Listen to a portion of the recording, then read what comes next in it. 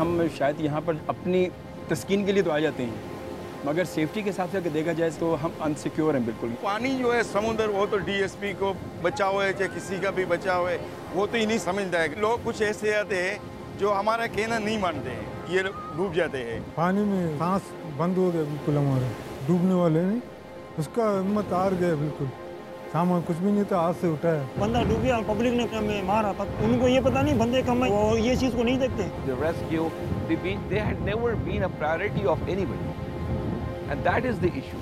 The policymakers will all have to sit down and work. नहीं, पानी का कुछ अंदाज़ा नहीं है यहाँ पर। पानी मतलब आप यहाँ नहा रहे हो, अगर 1 किलोमीटर भी वहाँ अगर आप पानी में जब उतरोगे ना, एक ही समंदर है, वहाँ अलग एक आपको चीज़ दिखाएगा, यहाँ अलग दिखाएगा।